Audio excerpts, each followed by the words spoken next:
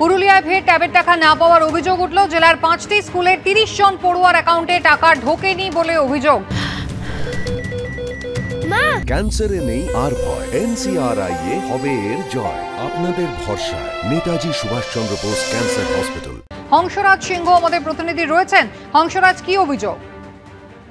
দেখো কুসুমিতা, যেটা জানা গেছে পুরুলিয়া জেলার তোমার 5টি থানা এলাকা, বলরামপুর, পাড়া, তারপর তোমার রঘুনাথপুর, বান্দোয়ান, এই যে 5টি থানা আছে, এখানে বিভিন্ন স্কুলগুলোতে প্রায় 30টি পড়ুয়া যারা আছে তাদের কিন্তু ট্যাবের টাকা তাদের অ্যাকাউন্টে ঢোকেন।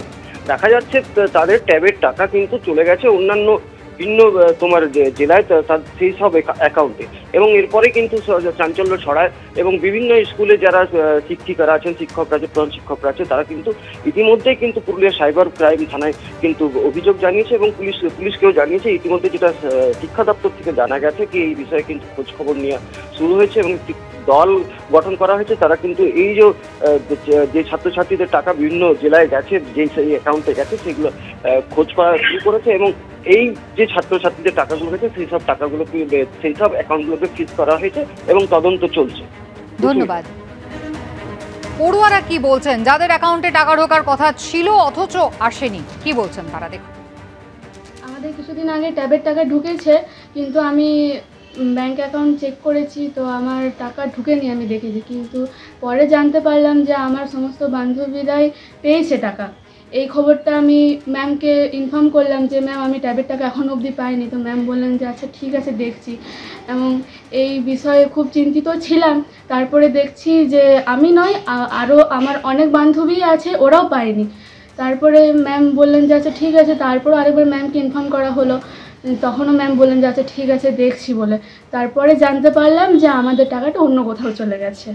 मेरे दोस्त लोग को मिला है, तो स्कूल में मैम मैसेज आया सब कोई का, तो मेरे को बोला गया।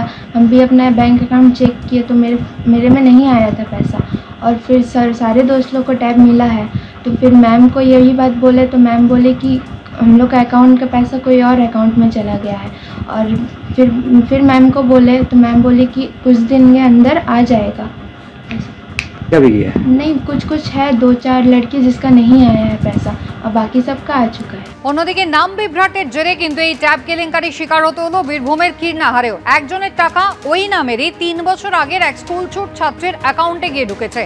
ট্যাবের টাকা ঢোকেনি অভিযোগ ছিল কীর্ণাহার তারাপদ মেমোরিয়াল বালিকা বিদ্যালয়ের দ্বাদশ শ্রেণীর এক ছাত্রীর।